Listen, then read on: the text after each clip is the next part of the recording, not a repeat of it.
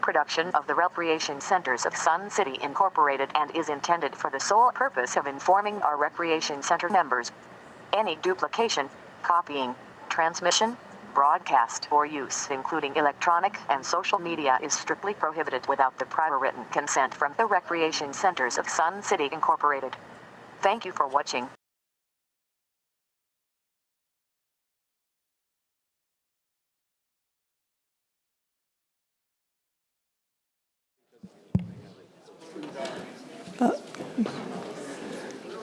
Good morning.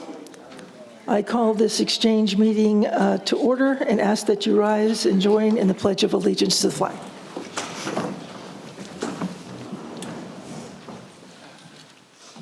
I pledge allegiance to the flag of the United States of America and to the republic for which it stands, one nation, under God, indivisible, with liberty and justice for all.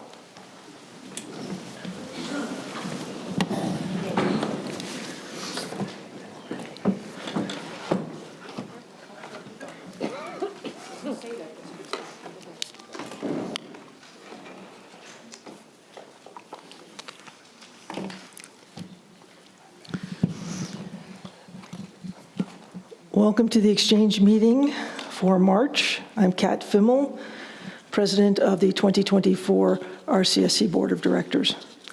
This meeting is audio and video recorded by the RCSC management staff. Please be advised that there is no individual recording or any recording by any individual of this meeting. Please silence your electronic devices.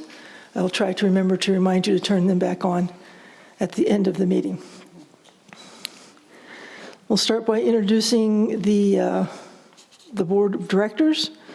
Vice President Karen McAdam. Morning. Secretary Jean Totten. Good morning. Treasurer Anita Borski. Happy Monday. Director, happy Monday. Director Steve Collins. Hi, everyone. Director Connie Jo Rickmeyer. Good morning. Director John Fast. Director Preston Keiss. Good morning. Director James Ruff. Our timekeeper for today will be Connie Jo Rickmeyer. Introduction of the management staff. Matthew D. Luzansky, our general manager. Good morning.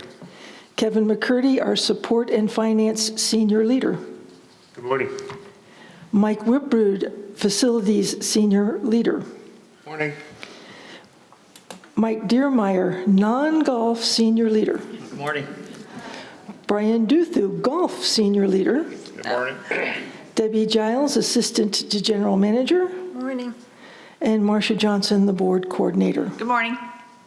We also recognize our audio-visual engineers, Alan Kleinhans and Doreen Rafferty. And we also want to thank the Sundial staff for preparing the room for us. Next up is the topics list. If you don't already have one, the topic sheets were at the back table. And I'll go ahead and go through that list.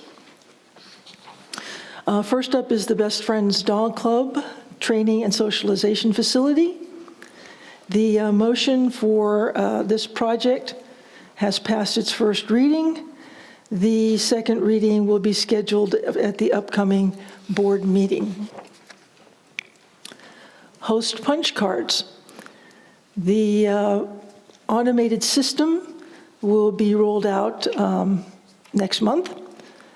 You will have 1 year in which to use your existing punch cards, and at the end of that time, any unused punch cards will be credited under the automated system. Fitness center remote controls for fans. Management is reviewing the airflow patterns. They've made some changes in diverging the air and the air speed. They'll continue to monitor, management will continue to monitor that issue. Golf tee times. As we mentioned at the last meeting, all golf issues, and we're glad for you to mention them here, all golf issues will be forwarded to the Golf Advisory Committee. We will not maintain these items on this report. All those items will go directly to the Golf Advisory Committee. Review criteria for running for the board. The election committee is currently reviewing that criteria.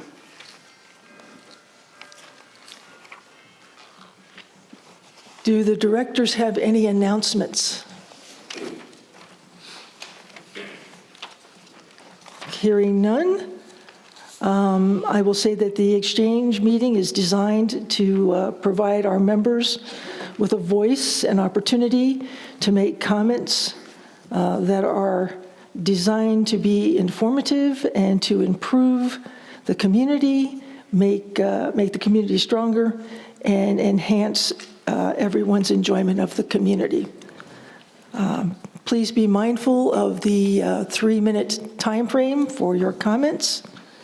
And with that, I will open the floor to your comments. Good morning. Dave Clausen, 154961. I am here to represent the interests of Sun City, and I have one couple of items initially. Data-driven, no harm done. Those are two key things. Data-driven, no harm done, that the SAC committee encompassed when we started those meetings. We believe that Del Webb designed this community with multiple rec centers, with multiple redundant facilities, and we don't want to eliminate, and obviously tennis is important to me, I don't want to eliminate the one at Mountain View. I purchased my home in part. It's like the sixth thing that you don't buy a home because it has tennis courts or a swimming pool nearby. That's not the first thing. It's usually family, state, weather, how many rooms does it have, it's those things. So, but it's important to me to have tennis nearby and not have to drive clear across to get to it. So that's one thing. The other thing is the lawn bowling. As I've been playing at Mountain View, Tuesday, Thursday, and Saturday, I see lawn bowlers there a lot. So I just want to emphasize we don't want to just take away and harm another club because there's no place, or at least the assertion is that there's no place for additional pickleball courts in Sun City, and they need to take the tennis courts and they need to take the lawn bowling. I don't believe that. I think there are ample places. And it doesn't have to be a whole 20-court facility. It doesn't have to be a 12-court facility. The club may wish and need 12 courts in each facility to do their club events. We have a club and we have 2 courts at Mountain View. We have a club and we have 4 unusable courts. I have to say, before I go on, because it sounds like I'm just ranting, but management, the club offices have supported our request with the goldenrod request for approval. And we got repaired one of the 2 nets at Mountain View. The one net was not even really playable. Now we have 2 nets that we can use. At Lakeview, there are 2 of the 4 nets were repaired. One of the nets is just broken down and they're not good enough to use. There's 3 minutes is just not enough time, is it? Golf is king. Golf is king, and I support that. I moved here because of the beauty of Sun City and the green and the greens. We maintain that. We maintain our facilities so that they're useful. And tennis court is a very good thing to have as well. Thank you. Thank you. Before the next person comes up, if I could have just a moment to make a few comments. Nope, it's usually laying by the timer. Let me speak first about the Mountain View project. It has passed its first reading. It has passed its second reading. It is in the hands of management. And we are in the process of going through the process of getting an architect engineer to do the design of the Mountain View project. Encompassed in that is still, and continuing, the possibility for tennis courts or combo courts, and by combo courts I mean tennis courts, pickleball courts, to be at Mountain View. So when the architect engineer is actually hired to do the design, those conversations can continue based on need. One of the first things you said was data. And then you told us about how the Mountain View Lawn Bowl was very busy when you were there recently. Let's talk about lawn bowling for just a moment. Perhaps about 5 years ago, the lawn bowlers had about 1,500 members. When we asked the lawn bowling committee in January how many members they currently had, they advised us that they had 327. That's a vast difference to have had 1,500 lawn bowlers on 7 greens, and originally there were 6 greens and a 7th green was made. So 1,500 lawn bowlers on 7 greens, and today we have 327 lawn bowlers on 7 greens. So in terms of data, there seems to be a clear decline, and perhaps there is no longer a continuing need for 7 lawn bowling greens. I would go one step further. We actually had a meeting with the president of Bowl America, who advised us that lawn bowling is a dying sport. Those were her words, a dying sport. And I think the evidence of that can be found in the fact that we had 1,500 lawn bowlers, and today we have 327. So we rightfully have to ask the question, do we need or have a continuing need for 7 lawn bowls? Just saying. If we're going to look at data, let's look at data, because that is where and how the decisions should be made. Yeah, I know I don't have time myself to stay and talk more, but data is really important. I agree. Data is not the only thing. And we wouldn't want our neighbor to come over and take something from our home because we hadn't used it. That's not, it's data driven, but it's not right. And I think that we should honor and find ways. When I was on the pickleball, I wasn't on the pickleball committee. When I was on the SAC committee, I did a whole presentation, and my whole presentation was finding places for pickleball users to use. There are places that we can use. Some of the beautiful pickleball places in the country have pickleball side by side, and they're like 10 and 20 this way. We have medians in Sun City. Now, yes, everything you have, all these ideas would have issues, but there are places to place them. Medians by fairway. You could have pickleball courts up to the Gulf and down 107. You can do that. You'd have to have some issues. I mean, there would be issues, and you'd have to deal with the county, but Fairway has. They received that permission to put they received permission to put parking in there when they did Fairway. We can get permission to do the same thing if we need it for pickleball. You can have a beautiful facility at Fairway, maybe, or Mountain View, but use some of the land we have. We have available land. Yeah, Fairway is parking to support the rooftop of the building. You have to have that parking. Okay, we don't have roofs for a pickleball unless you have indoor courts, so you can extend that, and you have parking for pickleball, and you have pickleball courts that are beautiful right by the golf course. That would be wonderful. You've got golf courses that have lots of land.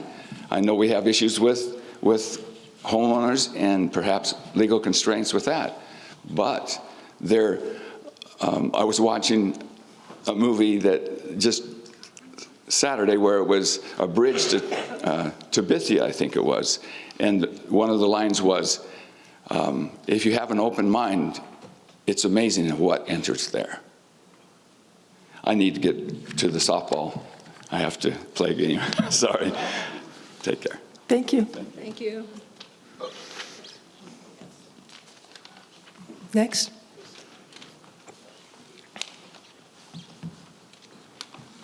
Good morning. My name is Barb Kelly, 156517.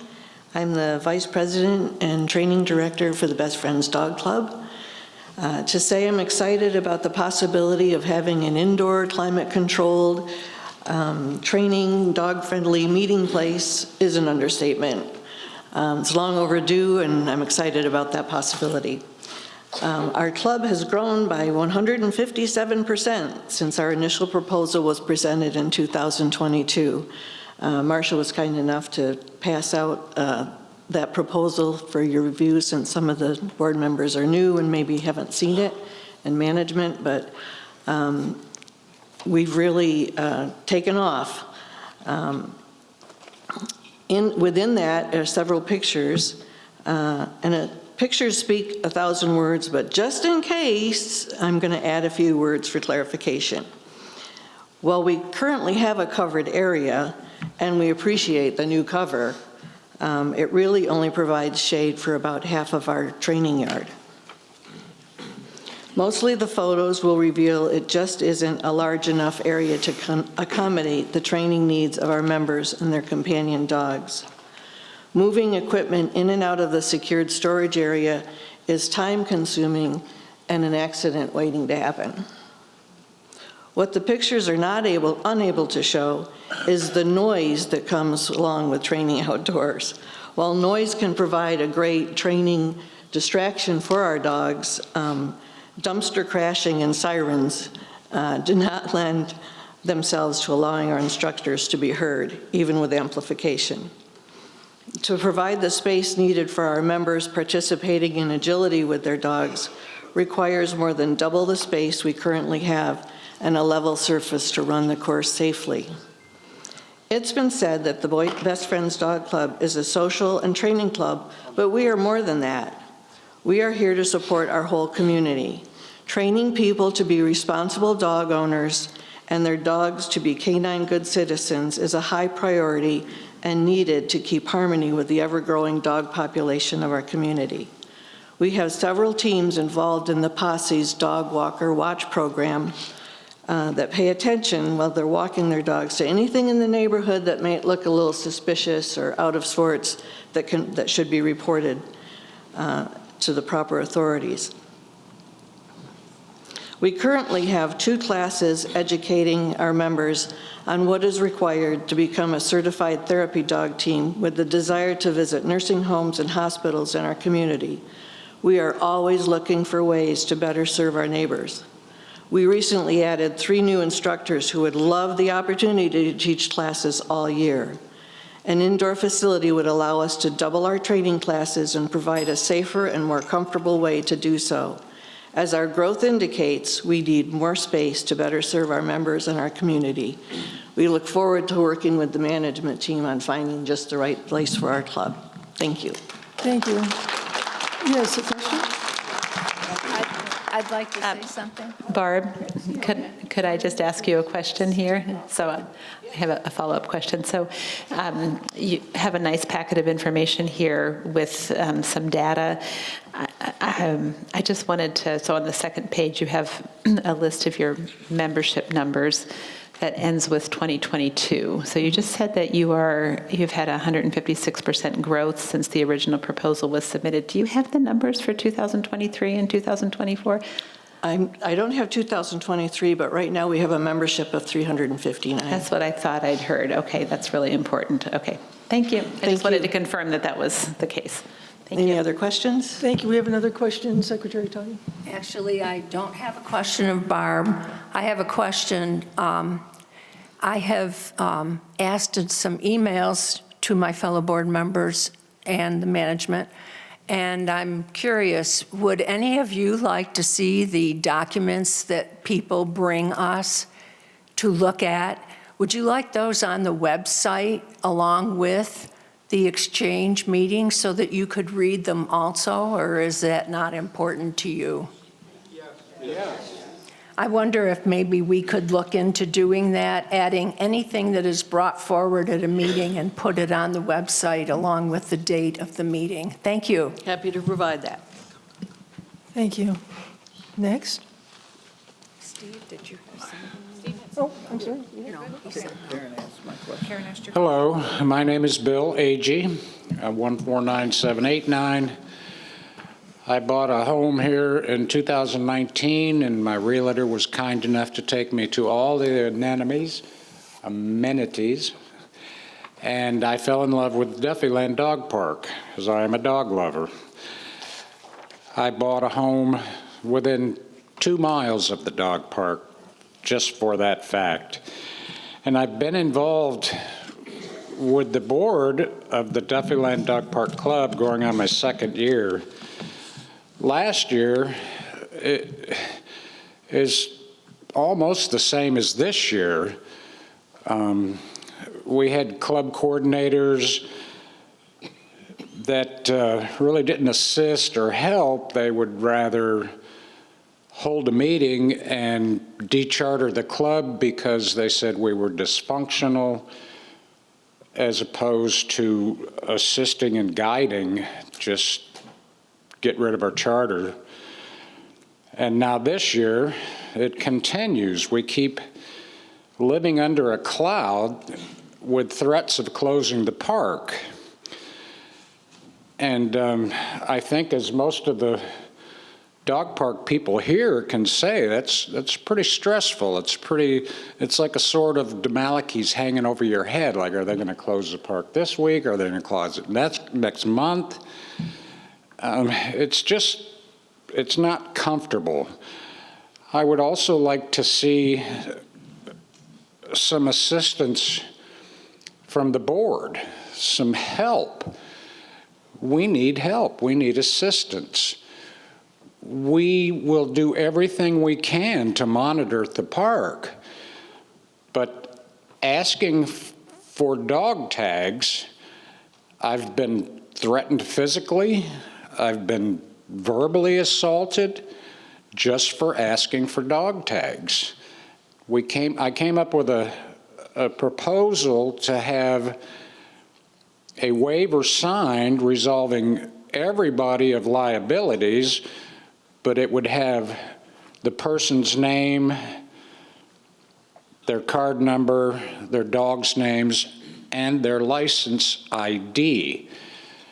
Because nowadays, they don't reissue license, they just continue with the same one you had. So we have no idea if those tags are legal and up to date. But there's a website on Maricopa County Animal Control where you can just type in a license number, and every state has one, because we have snowbirds that maybe they got their license in Minnesota or maybe they got it in Florida, where you can still look those up and it'll give you how current it is and when it's due. Because people can wear tags that are 10 years old, or they're from a dog that passed away years ago, and there's no way for me as president to verify that tag and make sure that dogs have rabies shots, because that is the law. Okay, Bill, I've just heard the ding, so I know the 3 minutes is up. We'll have to ask you to take a seat for just a few seconds. I'm actually going to say something about the club, and then we'll have to let some other folks speak, and then... May I please run the meeting? Thank you. We'll permit you to come back after everyone else has had an opportunity. But Bill, let me talk to you for just a second about something that you said, okay? There was a meeting, I don't recall the exact date, about a month ago. I came to a meeting of the Duffyland Dog Park Club, and I spoke to the members because there was some concern about a closure of the dog park. You admitted at the meeting that people had not been following the rules, and that was one of the problems the park was having. So I handed out charters. I brought 40 charters with me, and I brought 40 documents with me that outlined the rules for the park. Okay. At the end of that meeting, it was agreed that people would follow the rules. We would continue on.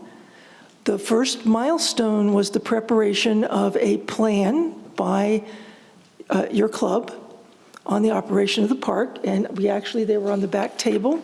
It's this document right here. So you submitted the plan, and the plan was accepted. I did notice a little bit after the fact that it's well articulated, but in item 6, there's a sort of a disconnect, and we're going to have a conversation with you on maybe changing just a couple of words. But the plan is here, and the plan was approved, and so you met the first milestone.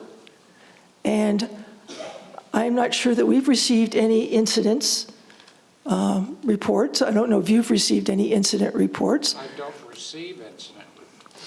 Well, that's one of the things in the plan here. That's the part that I wanted to talk about in number 6. It says you receive the incident reports, which might be kind of important since you're the one in charge of the efficient and effective operation of the park. Those reports, those incident reports then need to be immediately brought to the RCSC so we can handle them. That's basically what 6 says. Also, what I've done is I put up more boxes that Matthew got us, and I put a lock box, like a mailbox, that has a combination lock on it. So if a person fills out an incident report form, they can put it in that box. It's safe. Nobody can get to it but myself. And then as soon as I review it, make sure it's filled out properly, I will present it to Matthew or yourself. To Matthew, to the corporate office. Okay, Matthew, okay. Okay. So what remains now is for things to go well at the park. And as long as things are going well at the park, there's no reason for issue. Who is next? Do you have a comment? Yeah, just let me speak here for a second here. Your name and your number, sir. Mike Wojta, 147462, and I'm with the Duffy Land Dog Park too, just as a user of the dog park for almost 5 years. And I think the disconnect that's happening at this point comes from some comments by Mr. D. Lazansky at the 229 board meeting, where he stated he doesn't know how you know what's going on in the club unless you're there.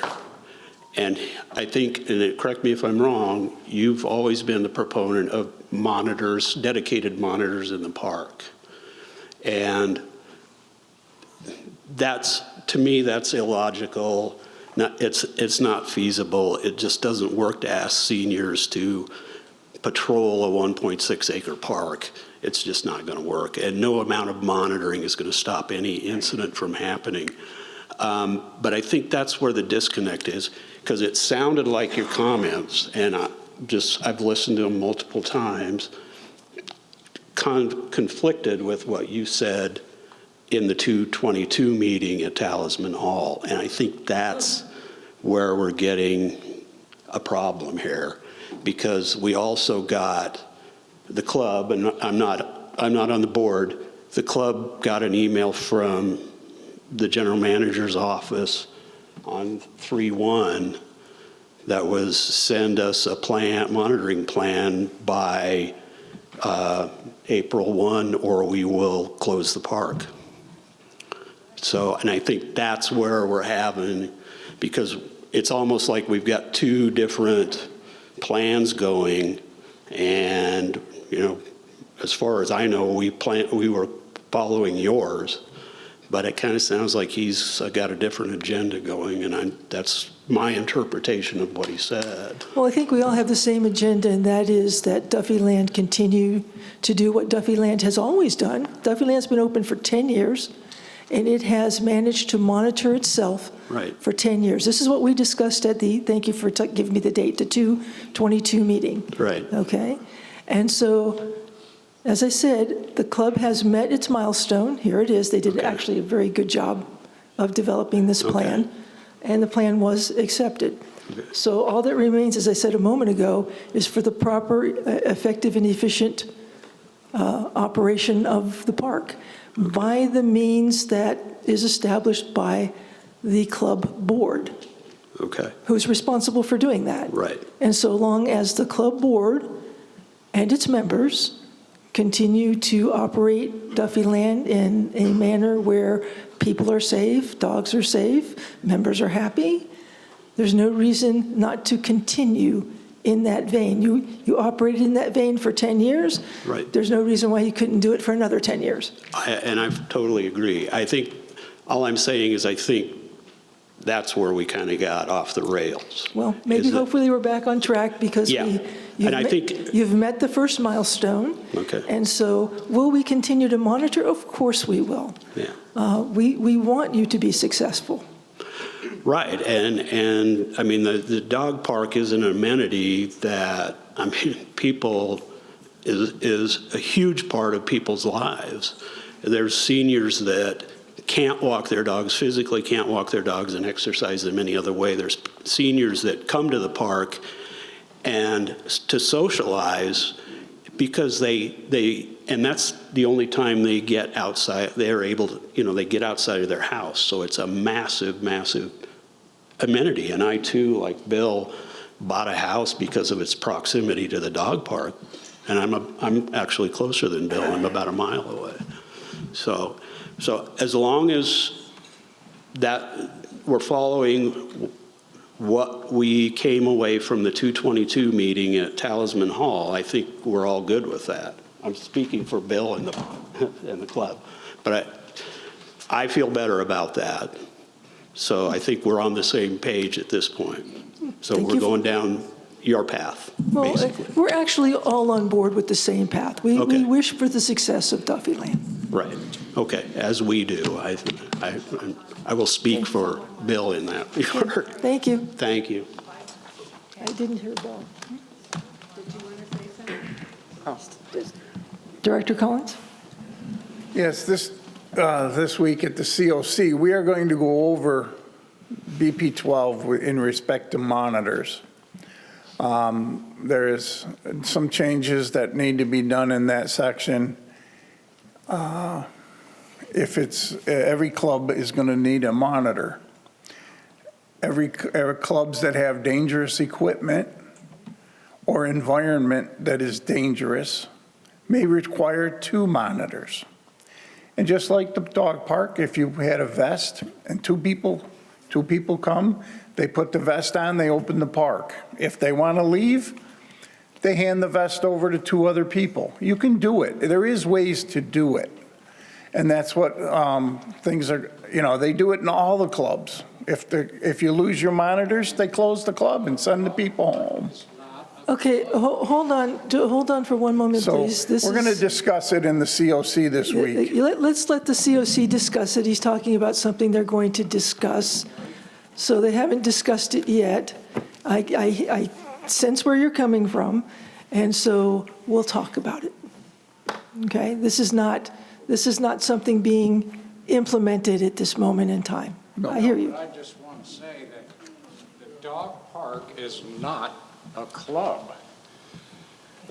Every rule, every sign in the park says this is an unmonitored dog park. It's run and operated by RCSC. Therefore, even in the rules in your policies, it's unmonitored dog park, enter at your own risk. So where Understood. I've been told that we can't even have the park open unless we have monitors. I just totally disagree. Okay, thank you. Can I ask a question, President Fimmel? Yes, Secretary Totten. Thank you. I don't remember, I sat on the COC committee for just 1 year. All incident reports from clubs go to the president of the club to answer? No, they do not. Incident reports are sent to the RCSC to be acted upon. That's what's being changed in there. This says I know what it says, and I just said a few moments ago that we have to make one minor edit in this document. And Okay. that is what it is. And I clarified, it was that the club would receive the incident reports because they're responsible for the efficient and effective operation of the park. They'll receive the incident report and immediately provide it to the RCSC for action. That is what this number 6 needs to say. Thank you. Now I It says it, but it could be read more than one way, which is why we're going to fix it. Thank you. And then a minute ago, you said, "We will continue to monitor the park." Who is "we"? The club, that was why the club was established. The Duffy Land Dog Park Club was established to ensure the effective and efficient operation of the park. It is an amenity, it is not a club, which is why it would not fall under the rules that Director Collins is suggesting. When the COC meets, that is something they will have to clarify in their discussion. As I said moments ago, I'll say it again, I'll say it as many times as it takes.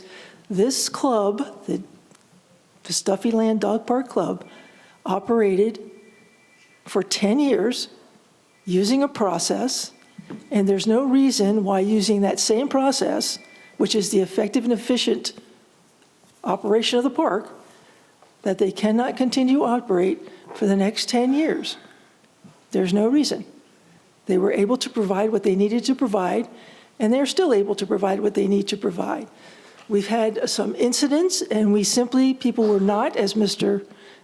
Aggie said in the 222 meeting, people were not following the rules. And when people do not follow the rules, bad things tend to happen. Now they have a plan, which is approved. They need to have a process, we leave that to them, on how to efficiently and effectively operate the park. I would like to clarify, too, to make sure that I understand. I forgot your name. Bill. Mentioned that what caused confusion was the statement that our general manager made. We're well past that. I don't know why we're revisiting that. Our president went to a meeting and conducted the meeting. I did not conduct the meeting. Mr. Agee conducted the meeting. Excuse me. And if I see here, you said they met the requirement that you gave them, or who gave them? To come up with a plan. RCSC asked them. Who told them at the February 22nd meeting to come up with a plan?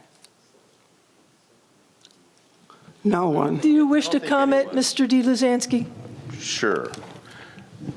I don't think anyone told them at that meeting to come up with a plan. I told them, the first meeting I had with them after we had the taser incident, for them to tell me why I shouldn't shut the club down that day after that meeting. And that's when we came up with the plan. I don't want the dog park shut down. I have 2 dogs of my own. I go to that dog park every day. I see what happens there. I love this community. I love seeing tripods out there with people in wheelchairs. I don't want to do it because I have some bent against the park. I have a fiduciary responsibility for this whole corporation and for the people and the members and the dogs. I don't want someone to get killed out there because things escalate. So I am the one who said, look, I want to keep the dog park open. I read what was in your charter. The efficient and effective operation of the park is what the club's responsibility is. I said, come up with a plan. Originally, I think I said 2 weeks. That didn't seem like enough time. Extended it another month. I've extended it another month just at the beginning of this month. I think what I've asked for is working. I think the fact that I was firm in my decision that I would shut the park if I didn't see some action on the part of the club has paid dividends, and now it's working. So as But you threaten us. I did not threaten you. I said I have a duty. I have a duty to protect the park, the dogs, the people, the corporation, Sun City as a whole. And if you don't effectively operate your club, I have to step in. That's why I'm here. If I see another club doing something that's radically wrong, I'm going to have to step in there. Believe me, there's 130 clubs here. I don't have a lack of things to do. So I believe that the plan we put in place for the effective and efficient running, what you've come up with, we were happy to help you with that, is working. And as we've just heard from President Fimmel, we're going to give it another month. But don't think that if things don't go bad, I won't have to act again. It's my job. It's my job to do that. So I hope you understand that however the park runs efficiently and effectively, if no one's getting bit, or if there's bites and they're being reported as they're supposed to per the rules that you signed, or if there's incidents that they're being reported, we have to maintain some level of decorum in that park. And I think it's there 99% of the time. I think it's a great place. Like I say, I spend at least twice a day I go there, sometimes 3 times a day to see how many people are there, what the activity is, what's going on. So don't think I'm on some kind of mission to close down the park. It's the opposite of that. I'm on a mission to help you run the park efficiently. That's all I'm saying. And I'm the one that made the deadlines. I'm the one that continues to make the deadlines. It's April 1st, but you've met the requirements. Needs to be clarified. There's no reason to shut the park now. It's a sign of this. Okay, well. March 1st. That's all I have to say. I've been saying that since day one, since I first heard about the tasing. Go. I'm Karen Heisler. My number's 124049. And I'm here to ask, I'm the treasurer for the park. And when you came to that last meeting that we're talking about, you stood right up and said, the dog park is not closing. And you said it 3 to 4 times. And I think then we get a letter saying, if you don't shape up by April 1st, it's going to close. And that was the letter. And that's what I'm talking about, a threatening letter. Yes. There might be an incident report, but I don't think we have to be under scrutiny just because a dog got in a little tassel or something like that. And I don't know why you said the dog park is not closing. Could you answer that? Is the dog park open? Yes, but then we got a letter after you said that. You've said several times now, we had a meeting, then you got a letter. Then I've said several times to you today, you've successfully operated this park in the past. Then why did we get the letter afterwards? I think Mr. DeLazanzi just explained why you got the letter. It's always saying that you might close the dog park, and I think that's what the problem is. Maybe we could say there's a problem, or if he heard something or something like that, but don't always say, we're going to close the dog park. You know, we put a lot of energy into this, and I think every time you say that, it really gets people stirred up. And then there's a big, Well, the dog park is open. And as long as the dog park is operating effectively and efficiently, I'll do it one more time, it will remain open. Mr. Wow. DeLazanski just reconfirmed that as long as all the guidelines are being met, you will continue. I have one more thing I want to say. When they come up, if a new person gets a fob, I wonder if we could maybe have somebody sign, they sign a waiver anyways, I do believe, and that they could sign and say, and check and see if they have the rabies shots, or they have the tag. That way they don't get a fob unless they have rabies shots for their, that's what could catch them before anything. I think for the new people. I think that was what Bill was alluding to in his initial comments. Okay. And of course, you've raised it again now, but this is you're presenting a new idea here to management, and we're going to have to digest it a little bit and see if that is something. But that would get the new people know that they cannot come in that park unless they have that rabies tag, the license, is what I mean. Okay. I'm sure there'll be some discussion about it. Okay, thank you. Thank you. Next.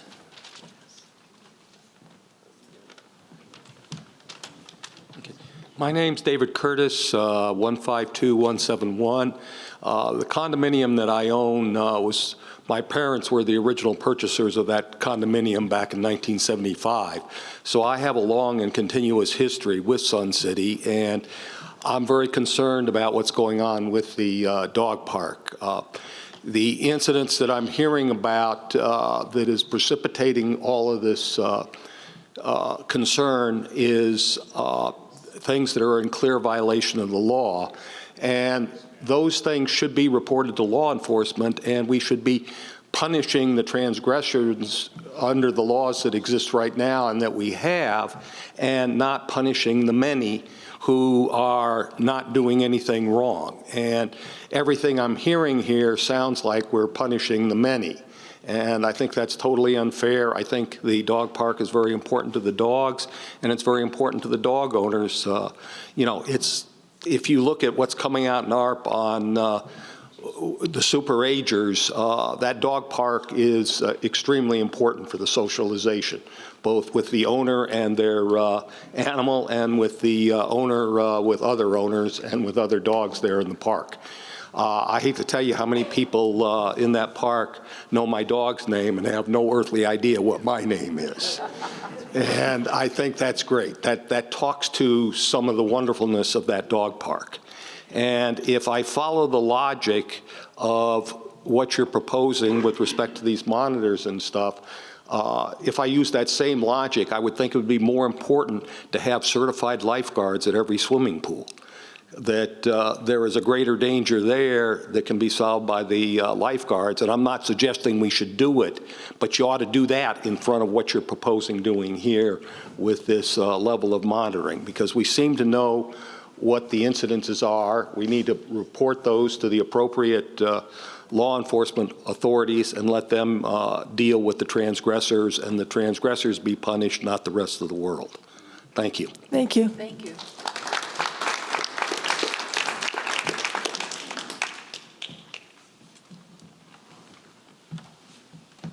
I wore my Duffy Land, or my RCSC thing with my Duffy Land thing, because I can't remember my number. 159369, Kim Donnelly Summers.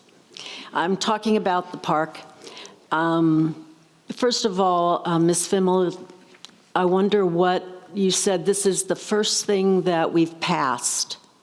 You said that a couple of times, that we've got the park plan there, and that's the first thing that we've done. So what's the second and the third and the fourth that we're required to do? Oh, that's very easy, to effectively and efficiently operate the park. Okay, then I go to you. I'm going to say Matthew. I've never met you, but I apologize. I can't pronounce your last name. The question to you then is, how do we, even if we have vests and we change vests and all of that stuff, although you've got to know that there's times when nobody's at the park, so we'd have to leave our vest and then get somebody else, hopefully, that will put it on the next time. And there's no way, absolutely no way, to make somebody put on a vest. So if that's the case, how do we know? Tell me, how do I know if a dog's going to get in a fight? How do I know?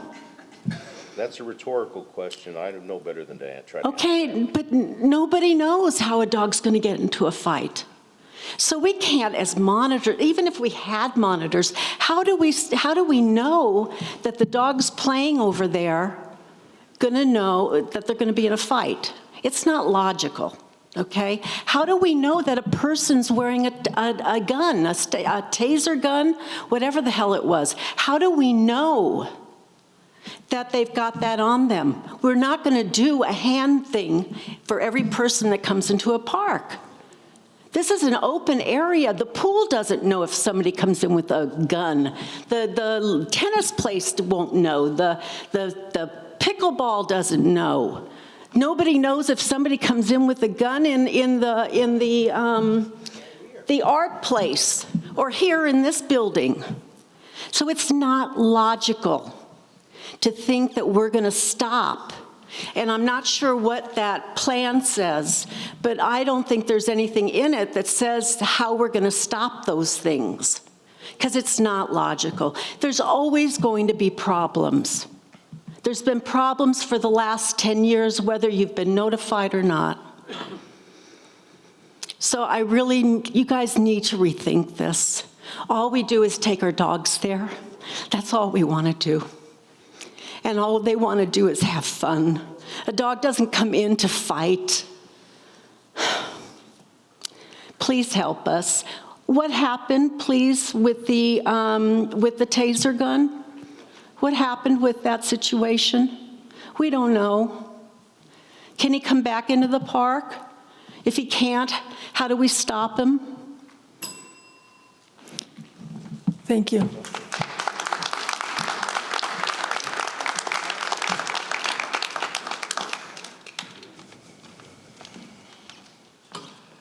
Good morning. My name is Phil Gilson, RSC number 105226. I've been here since 2010. I just have a couple of 3 questions and a statement originally. First off, there are no bad dogs, but they're very irresponsible owners.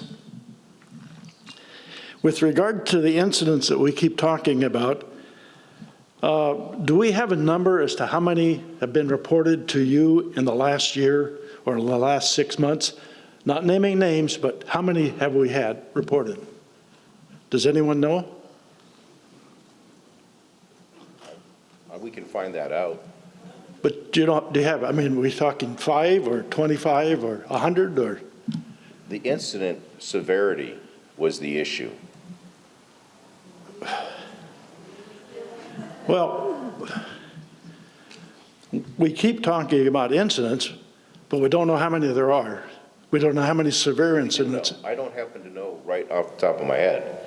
We do know how many. Would that information be available to us? I'll look into it, sure. Is that a yes? I can give you the number of incidents reported at Duffyland Dog Park, yes. Okay, with that in mind, if we could have the number of incidents, no names, but the results of those incidents. I'll have to think about that.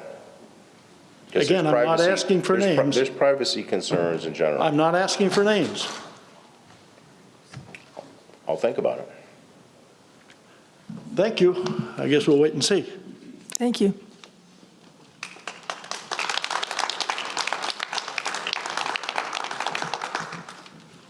Good morning, Cheryl McLean, 100212. I have a dog. I haven't been to the dog park in a long time. I don't know what incidents you're talking about, but I wanted to give you, some people may not have realized this, but we've been here since 2006, and when we first moved here, Duffyland Dog Park was here, but not as an RCSC facility. It was owned by a gentleman who donated that land and was told that he always wanted it to remain a dog park. And eventually, apparently about 10 years ago is when RCSC purchased it. And about that time, they did have monitors, and they set up a table and people came through that entrance for the monitors. And that only lasted a short amount of time. I don't know why it ended, but to me it was kind of ridiculous for somebody to just sit there and get your number. And then people went on. If you have a monitor over at the east, or excuse me, the west side, and an incident happens on the east side, it's going to be over by the time a monitor would get over there, unless they're walking around all the time. But again, I think the whole idea of a monitor is not feasible. I was going to say one more thing, and I've lost my thought. I can't think of what it was. The idea of a license. For the Best Friends Dog Club, they require a rabies tag. Why is that not the thing that's important? Whether it's that dog is licensed with the county is irrelevant. I think the rabies tag is the main thing. Whether it's licensed, what difference does that make? Anybody have an answer on that? Well, you don't want a dog in the park that doesn't have its rabies shots. Okay. But I think the issue is to be discussed is exactly how that is best documented. Okay, if you go, when you get your fob, I don't have a fob. Yeah, everybody should have their actual rabies shot. Yes, just like. Okay. Yes, just like for Best Friends. Bill suggested that it be on the waiver of liability that everybody should be signing if they're taking their dog into the park. Yes. So then I think the question that remains to be answered, and it'll be discussed, is whether that is something that will be maintained.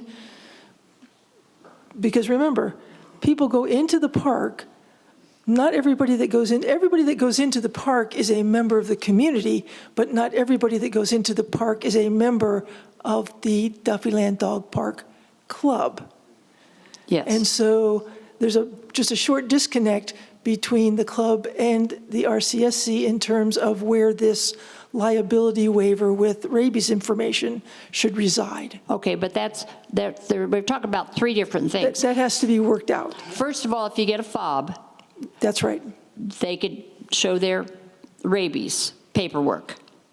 But you get your rabies paperwork from your doctor. That's the question. And the county, there's two different things. I don't see why they have to have a license to get in there if they just have the rabies. That's the important thing. Whether that dog is known by the county is irrelevant. That the dog's rabies shots are current is what is important. That's Okay. absolutely correct. So not a license as on number 1 on the paper that you handed out? Most people who have current rabies shots have a dog with a tag. Well, they get a tag that shows that the dog has rabies shot. I inherited my dog from my father, who passed, and he has rabies tag. But Dad never got a license, so he is not licensed, as far as I know. Well, that tag is essentially his license, the dog's license. His or her license is that tag. That's how you know the dog is licensed or not, is you're looking for that tag. That tag is an indicator that the dog is licensed, which means the dog has had his or her shots. Yes, okay. Okay. And, yes. May I? Director Rittmeyer. Because I have both my dogs licensed and they also have shots. In order to get the license, you have to submit the rabies record each year in order to renew your license. Right. So I think that's why we're just cut and dried, where we're saying license, because in all municipalities, you have to prove that your dog has had a rabies vaccine. It depends on the dog. Some places only give you 1 year, but yes, it's essentially a 3-year. But you have to prove that that dog has had the vaccine. Yes, which you do for the best I have friends. 2 different things. I have a rabies tag and or a rabies certificate, and then I have the dog license, which proves that my dog had a rabies shot. But you also paid Director Reitmeyer, you also paid the county money to do that. I sure did. So there's lots of people that don't have that extra $10 that just want to just make sure their dog is rabies. But I think that's how we came up with the initial, I would assume, was because if you have a license, whatever state you're in, you've had your rabies, the dog has had the rabies shot. So if your dog has the license, you put it on the collar, and then you can visually see that the dog is licensed. I do want to offer one more thing, though, because you said that Duffyland was both donated and paid for, and Duffyland was in fact paid for. Yes, it was initially a park for any dog. Yes. And then something happened that RCSC decided. The RCSC decided to acquire. We acquired the park. If I may, Cheryl, you said that it was monitored at one time. You said they monitored it. Who is they? Okay. Back when RCSC bought it, and somebody who's been here longer than me or has a better memory than me may be able to give you insight. But when RCSC purchased it, they decided to have monitors. RCSC did. I cannot remember. I remember it was 2013 is when they had a monitor. And they had one at the first door you come in. And they didn't have a double gate at that time. That's right. They had one entry. So it was an employee of RCSC. Thank you. That's what I was trying to get at. Thank you. Yeah. Next.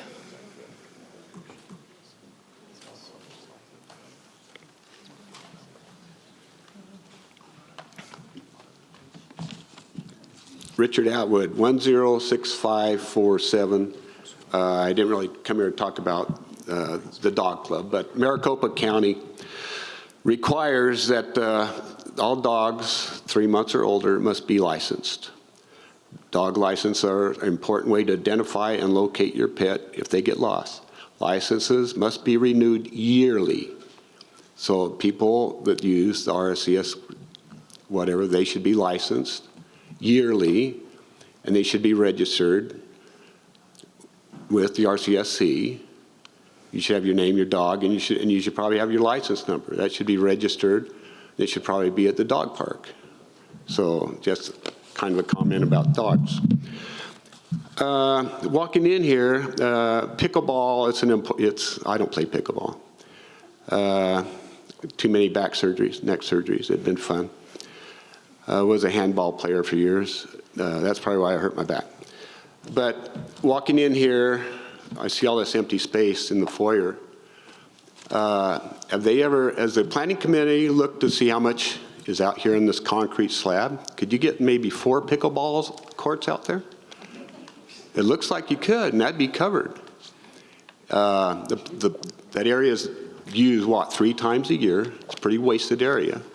If it needed to be used for any kind of setup for businesses or whatever, they could close the pickleball courts during that time and use that. But as a planning committee looked at this area out there.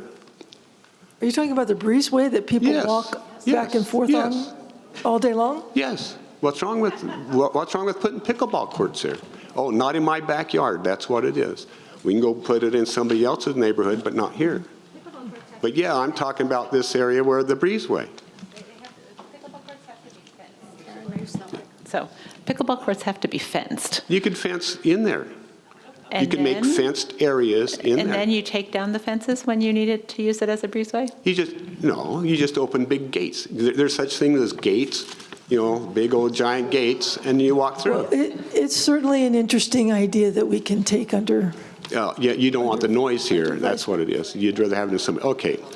How about if the dog park, if they don't get that dog park straightened up, and we paid for that dog park, how many pickleball courts could we put on that dog park?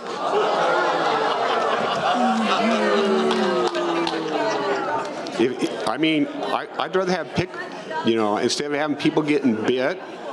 If they're not gonna straighten up their acts at the dog park, how many pickleball courts could we get there? I'm curious.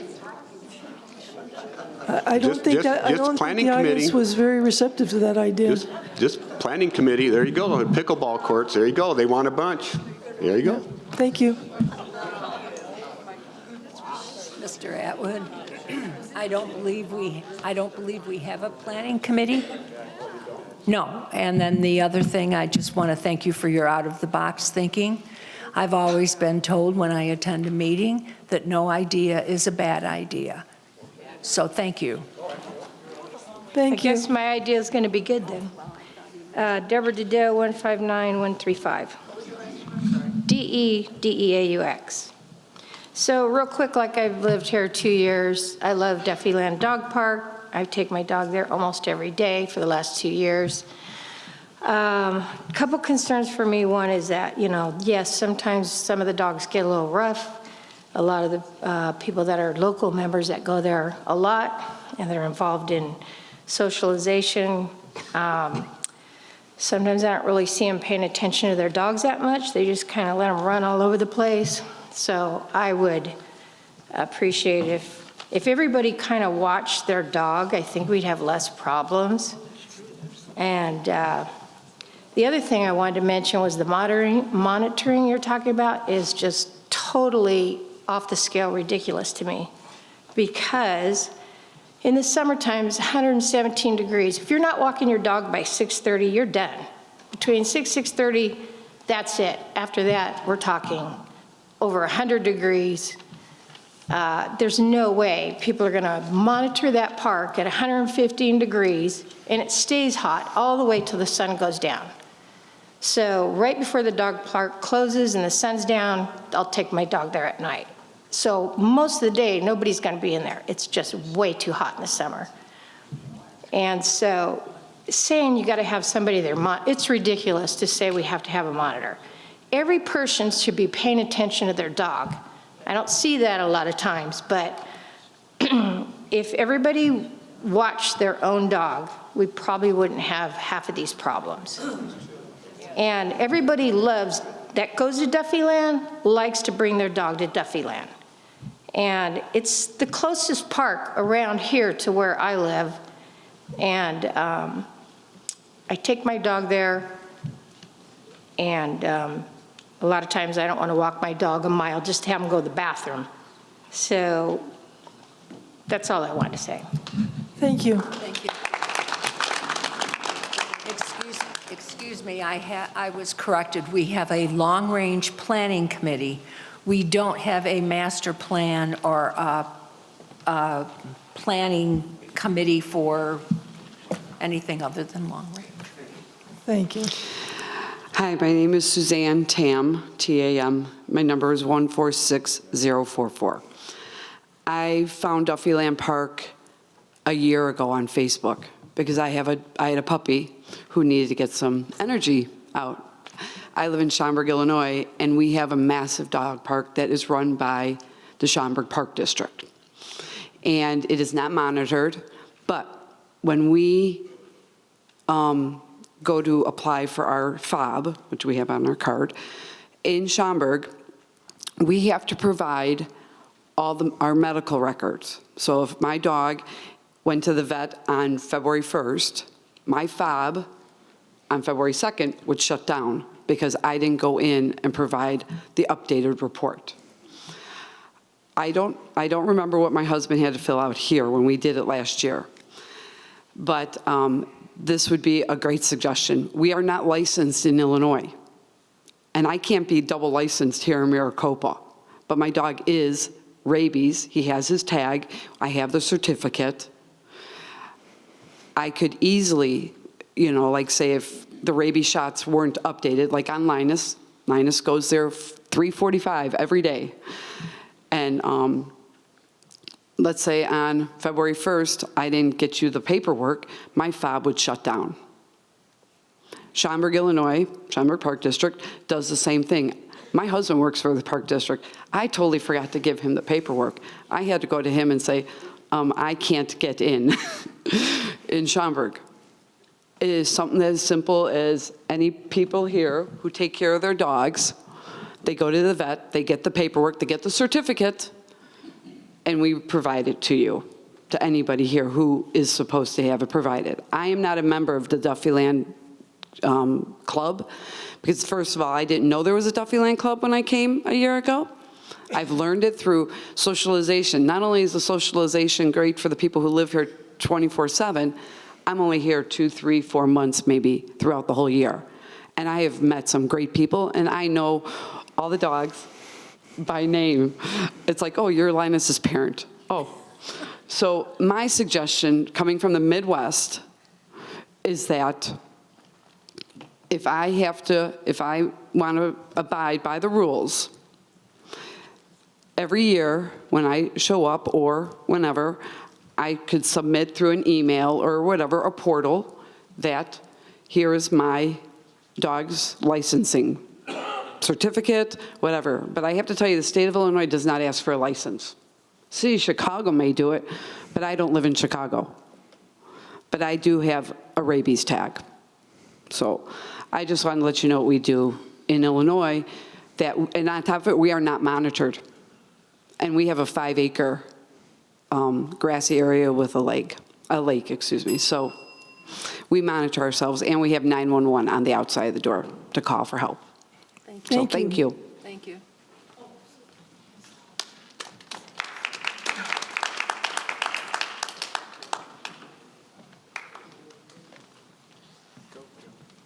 Hi, my name's Joan Laubach, 144514. I can see where you can get a misperception about Duffyland, because if the reports that you're getting are all about a negative incident, certainly I'm not going to fill out an incident report every day saying my dog had a wonderful time at the park, everything went well. So I can see where you can get kind of a skewed view of the lawlessness that takes place there. But I love bringing my dog there. I would be insane if my dog did not have a chance to burn off an hour of puppy fuel in the morning. My concern is that when there's an incident, and yes, there will be incidents, they're dogs, is that everyone gets punished.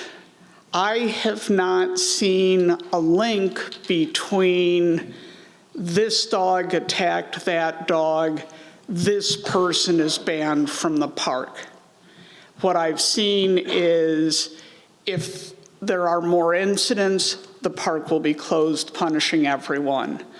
I'd like to see a more specific list of, if your dog bites a person, you'll be banned for 30 days. If a second incident happens, whatever, so we can see that there's a progressive punishment, if you will, and that it happens to the specific dogs involved, not my happy, playful dog that loves going there every day. So, thank you. Thank you.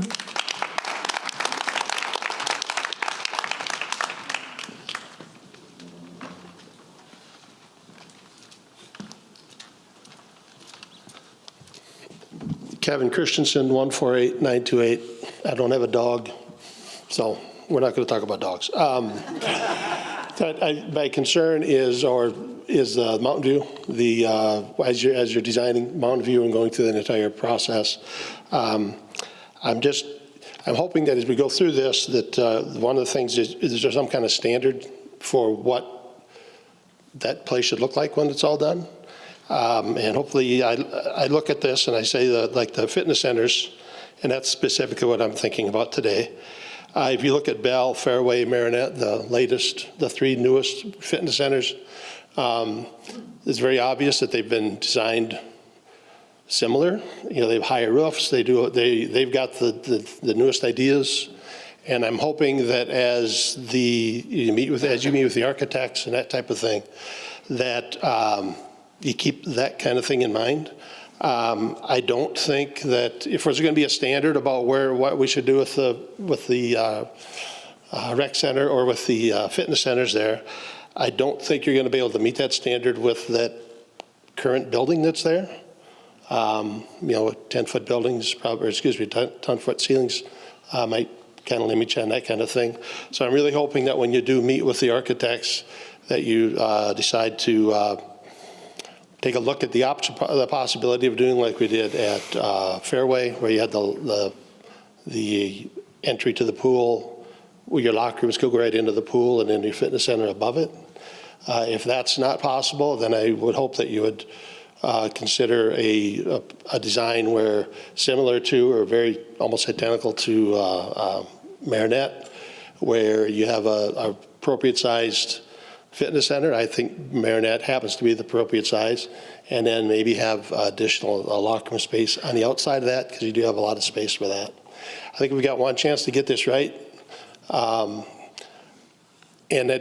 it's got to be something that's got to last us for 60 years, 70 years, because that seems to be how long it is before we rebuild them anything. So hopefully that you can look beyond what might be some kind of things that are in the way, if it's cost or whatever, and try to come up with some good solutions that when it's all said and done, that is something we can be proud of, and that meets all the needs for the people, not just now, but also in the future. Thank you very much. Thank you.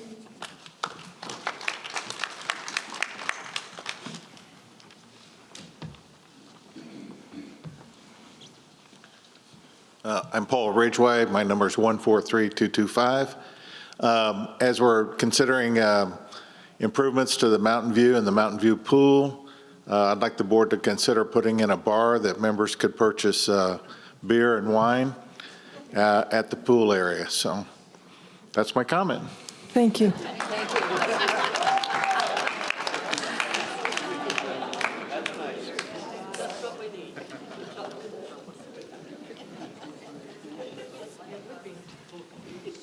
Good morning. I'm Bill Brewer, 152270.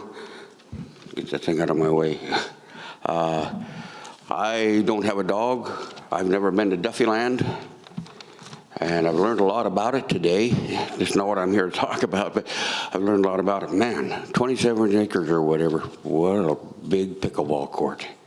Anyway, no, seriously, that's a bad idea.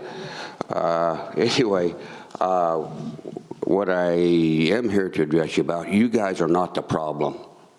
I want you to know that right now. We need your help, but you need our help too. I've taken an interest at Mountain View. I play pickleball, and because of some things with me, I took an interest in the location of the AED. I met with your safety coordinator, and pretty much everything we talked about, I was presented with, well, the problem is. Well, every problem has a solution. Yeah, we have to remember that. I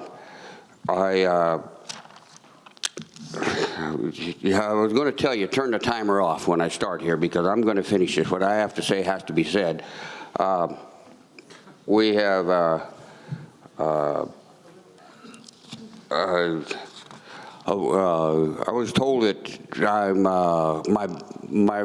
my best first responder. That's not true. That is not true. That's a lie. That's been told. People have told that forever and ever. While I'm laying on the ground, I'm not my best responder. I want you to know that. I can have given suggestions for solutions to solve this problem. It's not gone well. I don't know where it's at right now. You know, does anyone know if anybody's doing anything about the AED at Mountain View? Yeah. What's happening? Yeah. Did you meet with Stephanie? Yes, I did. And isn't there a plan in place? Isn't she working on it right now? She didn't tell me that. Well, that was the reason she met with you, is to find out your concerns, and then we'll work on resolving it. She met with you last week, correct? Yes. It's in progress. Okay. Do you know where it's at in progress? Not See, at the this is moment. what's important. This is what's important, because this can't go till next year. This has to go till next week. This is important because We're working on AEDs throughout the whole city. Yeah, That's but not it's a city. inaccessible. They say, I've been told that, well, we're putting them everywhere. Well, this is important. I've done many safety meetings in one of the largest corporations in the world, and I'm going to tell you, does anyone here know where the fire extinguisher is? Where's the closest fire extinguisher? Where's the closest AED? Now, I know you can tell me that. Right, exactly. And the evacuation plan, where's it? It's on the back entrance here, right by the entrance. The fire extinguishers are in the lobby, either side of the restrooms. Sir, We need to know this stuff. This is what I'm telling you. This is what I'm telling you. You have to know this stuff. And my point is, I guess I'll just tell you what's going on. Last Wednesday, I went to Sir, before you do that, the timer just went off, so I'm going to ask you to come back after everybody else has had an opportunity. I'm not going to do that. I also want to say one thing with regard to the AED. I watched people here stand up here for 5 minutes, so I'm not going to do that. I've got one last comment to make to you. I'll say the heck with the rest of it. You know, we got to be good citizens. I'm not scolding you guys. Doggone it, I'm not scolding you guys. But last Wednesday, I'll tell you why the AED became very important to me right now. Last Wednesday, I went to ER. 3 days and 2 stints later, here I am. And so it's critically important to me. This cannot wait. We can't research it. You have a company, I have learned, there's a company that does the AEDs here. Call them, say, fix this. It's that easy. I know that. Thank you for your time. Thank you. Thank you. It is extremely important, and the comment that I wanted to make was we are working on getting this AED outdoors. Here's the situation. Outdoors is tough for an AED, and what we're trying to do right now is find a place for it outside where it's easily accessible, where it won't be damaged by the elements. That's the problem right now. We are working on it actively. We want to get this thing outdoors where it belongs, that people can get their hands on it easily. And we're very happy that you're here with us. Very happy. Well, like I say, the company I worked for, we had AEDs on the outside of portable buildings that we skidded around. They were outside in 110-degree temperatures in New Mexico, so it's fixable. It's really easy. It is. Just call the company, have that company tell you what they can do. If you have a company doing it, they have a solution. So just call them. Has anybody called them? Does anybody know what they can do? Yes? Yes.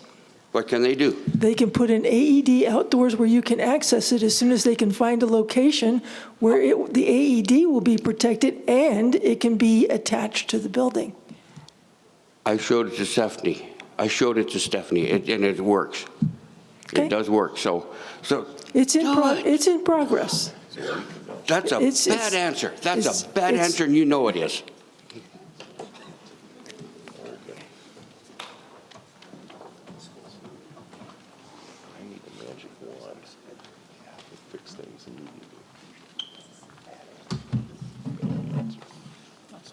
Yeah. Bill Pearson, 133438, and with me is? Betty McTagg, and my number is 52041. It's Betty's fault I came out of retirement to address you today. I'm happily removed from this. I do have 2 dogs, and I'm not here to talk about them. My number, 133438, is my newest number, because when I sold my house 7 or 8 years ago and bought a second house to move to, eventually I had to sign a new facilities agreement and replace my number that was 22943, which means I bought back in 1999. A long time ago. We didn't move here till 2003. So what I found out or realized was that my property was assigned a number even though I didn't get my card until much later.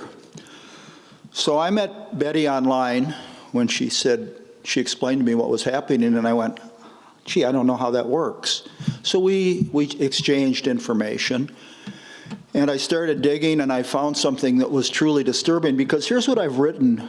I've done 3 magazines for the RCSC, 2 for Showa, and written 1 million words on Sun City, and what I've said is 100 times, there's probably nothing more important that an RCSC board has passed than PIF. It was Sun City's salvation. In fact, when we bought in '99, 2 months after they had passed PIF, we paid it the first time. And then when we bought our second property, I paid it the second time, and never once did I complain. I could complain, because I'm going to give you a couple of, I'll give Kat and Matthew letters that I have here that you probably don't even know exist. But I was grandfathered. And in this very room in 2010, I got in an ugly dispute with the board, who voted to kill grandfathering for anybody that moved. I get it. They want to, I think the former GM said we weren't dying or moving fast enough, so we had to change the rules applying to grandfathering, which is neither here nor there. I can live with it either way. No, seriously, Matthew, that's what she told us. God love her. She was just trying to increase the revenue. And when you read this, you'll be stunned. But be that as it may, PIF, SIF now added to it, as I said to several of you when I attended the meetings this summer for the Budget and Finance, great idea. Great idea. Let's continue to increase revenue. Let's fix everything we need to fix, because that's how Sun City maintains the quality that we've all enjoyed. So when Betty reached out to me and said, hey, Bill, I got a bill here for $4,400 to pay my PIF again. There's 2 of us. Yeah, yes, thank you. I did the math before I came up. No, thank you. I just wanted to lobby my point. So when she reached out to me and said, I got a bill for $4,400 to pay my PIF, even though I'm in the same house, I have the same number, and I've been a member since 2004 or 3 or whatever year it was, I went, holy crap. Why are we suddenly giving somebody a bill for PIF when they haven't moved? when they haven't got a new number, when they haven't signed a new facilities agreement. And I said, Betty, that looks like a money grab to me. That's not how we function. Let me talk to some people. So I raised the subject here at an exchange, I think, and the argument was, or the discussion was, well, let's talk about it when Betty gets back. Well, Betty finally came back 3 or 4 weeks ago. We went and had coffee. And again, I looked at it. She was married to her husband in 1999. The RCSC has the marriage certificate. When they bought the house in 2002, I'm not going to go into the details, but in 2002, her husband, Hugo, was the only person on the deed because of the way the house was purchased. And in 2003, that deed changed. And in 2005, Hugo put her on, via a quitclaim deed, which the RCSC has, on the deed. And she was now an owner, although she'd been a member for 3 years already. And so I'm looking at it going, I don't get it. I don't get why somebody that's been in the same house, that's been a member for 22 years, is being given a bill for $4,400. She could get out of it if she just brought in a check from 2002 where they paid the PIF and it had her name on it. Now, excuse me, guys and ladies, I don't save checks for 22 years. Do any of you? Yes. I know, there's an oddball that does. I've actually asked that question, and I think 2 people said yes. The vast majority of us don't save that kind of information. Look, I love PIF, I love Sun City, I love everything I love what you're doing. From afar, which is really cool. The reality is this. What we're doing should never be about trying to squeeze blood out of the turnip, with the turnip being a member. $4,400 to somebody that's already paid the PIF when they bought the property, it's just wrong. Thank you. Thank you.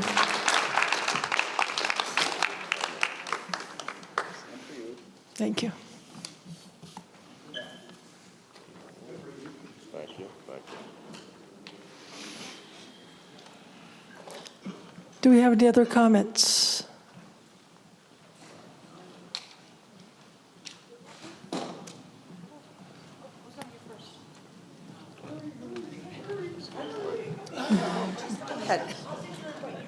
Okay.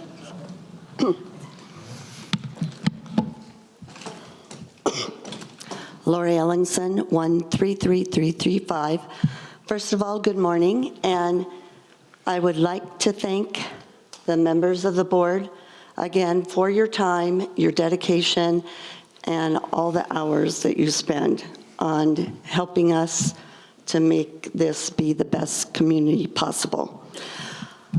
A year ago, at one of the member exchange meetings, we tried to get an addition of racket sports committee, which would include pickleball, tennis, ping pong, racquetball, volleyball, all of those. Pickleball and tennis is an extremely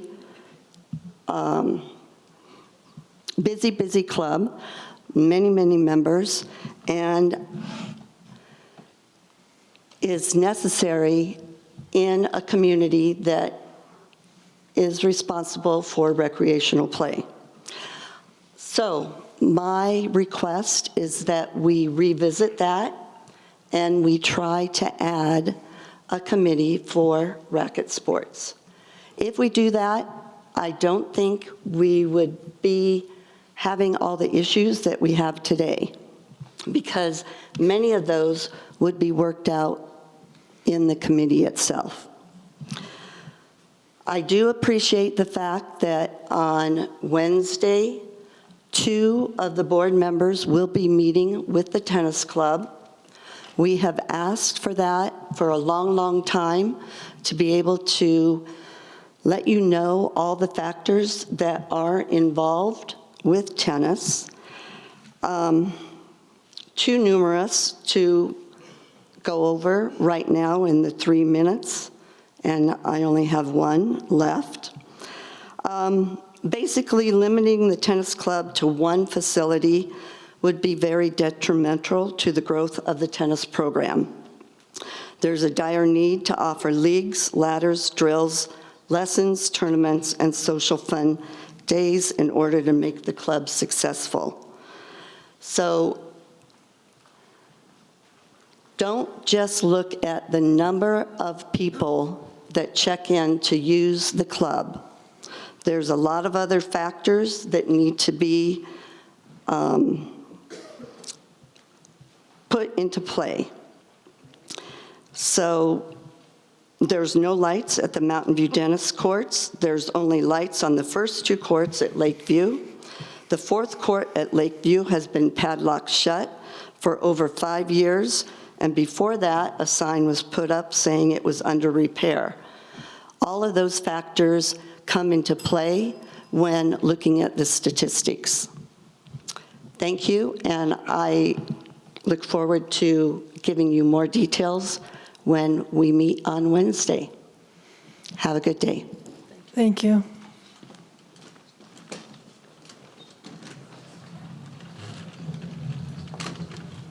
And good morning. I'm Sydney Carlisle. My number is 157255. Can everybody hear me? Yes. I'm president of Bell Silvercraft, and my problem here is addressed to the board, and it may be something that's going to have to go on to the RCSC legal department. We have in our club an issue. Bell Silvercraft's charter, to begin with, says that the principal purpose and activities can be described as to provide instructions in the art of silversmithing and pursuit of this hobby, provide additional facilities, educational, for improvement of the skills in the art of silversmithing to all members, to promote good fellowship, to operate a successful club that will be a credit to Sun City. We want to do that. We have a few people in our club who want to bring in metal clay, and specific silver clay. And silver clay, for anyone who's not familiar with it, is microscopic pieces of particles of silver in a binder. They make it now with an organic binder and water, and it's a clay. So I looked up silversmithing, and I got quite a few definitions. They all rolled about the same. That a silversmith is a technique, silversmithing a technique where objects are fabricated from sterling or fine silver. Silversmith is an artisan or craftsman who creates objects or jewelry from silver. These professionals use various techniques such as hammering, engraving, casting, and cutting to shape and design silver. And they may also be involved in restoring and repairing silver objects. These clay is not smithing. It's treated like any clay where you can roll it, mold it, form it, shape it, press things into it, and then you dry it, just like any clay. And then rough edges are sanded or filed away, just like any clay greenware, and then it is fired. Depending on the type of clay and the size and thickness of the clay, it can be either done with a torch or in a kiln. Again, it's not smithing. During the firing process, the organic binder burns out. It's already dry because the water has evaporated from it, but the binder burns out. And the metal bits sinter, S-I-N-T-E-R, and that's just where the binder has to be gone so that they can kind of flow together a little bit, but they're not molten. It doesn't melt into a lump. It keeps the form. And when it's done, it is a piece of silver. And if it's been done properly, proper temperature, proper time, all of the binder is burned out. And if it's not, you're going to have contaminated silver still with the binder in it. So my question is, and I'm trying to speed our process along here, I asked our club's office if this is in violation of our charter, since it's not smithing. I don't want to do anything that is not in keeping with our charter. And they talked about it, and I gave them a quick explanation of what it is and what it does.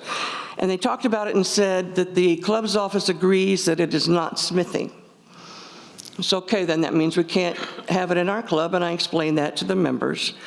And some of them went down, a few of them went down and protested that decision and appealed it, so it went under review. So it's still under review. So basically, I'm here trying to speed things along a little bit so we can get this resolved in our club. It's caused a tremendous amount of turmoil in our club, and I'd like to stop that. There is one other concern, and it's a health concern. It has to do with lungs, has to do with particles. We have an already not sufficient exhaust and extraction system. I'm going to work on that over our next budgeting request. But at the time, there are no plans, I understand, to upgrade our exhaust system. When the club's office said that it's not smithing, they also recommended a couple of clay clubs that people who are interested in this art can go to. And she said that these are set up for the clay process. So it is an option to go to a clay club to do this metal clay. They have a better extraction and exhaust system than we do. Their kilns are separated from the working area. And it's just a better, to me, a better idea to have that. So I put this in your all's hands now. Sorry about that. Just kind of dump it on you. And that's all I got. Thank you. I do have a question, though. Since smithing, if I understood you correctly, does not require kiln work, do you have a kiln in your club? Smithing, we have a kiln that we use for lost wax casting. And the clay is really not an extension of lost wax casting. In the casting, the silver that goes into the mold is melted. And we usually use scrap silver pieces that we've failed on, or just scrap bits that we've cut and wire and stuff like that. And that goes into a little crucible, and it's melted. And it is poured melted into a little container in the centrifuge. And that spins the molten silver up into the mold. So it's not like casting lost at all. Okay, you melt the silver in a small little crucible, but my question was, does your club have and operate a large kiln? We have a small kiln. You do have a small. It's not a great big one, not like the ceramics and clubs class has. It's about, we've got two of them. One of them is about maybe so, and we put the casting flasks in those, and the other one is a little smaller. Okay, thank you. You're welcome. Director Collins. Yes, maybe you could come to the COC committee, on Wednesday at 10 a.m. at the boardroom at Lakeview. We can discuss this further. Second floor. Second floor of the boardroom. Okay. Wednesday at 10 a.m.? Yes. All right. Thank you. Thank you. Any other questions? Can I get a general idea of how many more comments we may have so I can determine if we need to take a quick break? You don't need okay. me anymore. We'll go ahead and continue then. Thank you, ma'am. Thank you.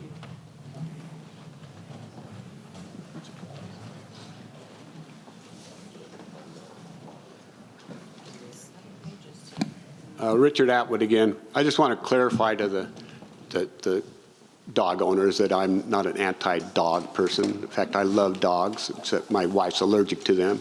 And I love cats. But I believe dogs are a gift from God, and cats are a gift from Satan because they're evil. just my opinion. But with the problem they're having with the dog park, it's like a come to Jesus. You need to fix it. You need to fix it, and it's up to you. It's up to you dog people, your dog owners, to police that area and to fix it and make sure make sure you're licensed. I mean, it's a county law. Make sure they're all licensed. Get it registered. Because, opportunity, a dog get bought, somebody wants to sue somebody, you're going to close that park, and it's going to be pickleball courts. So you just need to do it. Thank you. Are there any other comments before we? Okay, then I will proceed to remind you that tomorrow is the annual membership meeting here in Sundial at 6 p.m. The next board meeting is March 28th here again at 9 a.m. And the next exchange meeting is April 8th here at 9 a.m.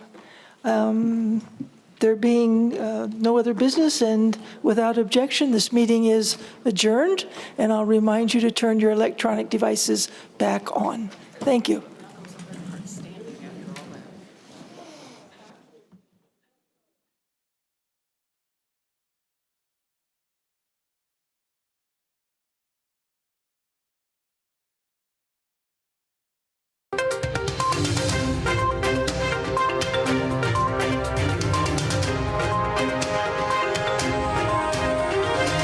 This is a copyrighted production of the Recreation Centers of Sun City Incorporated and is intended for the sole purpose of informing our Recreation Center members. Any duplication, copying, transmission, broadcast, or use, including electronic and social media, is strictly prohibited without the prior written consent from the Recreation Centers of Sun City Incorporated. Thank you for watching.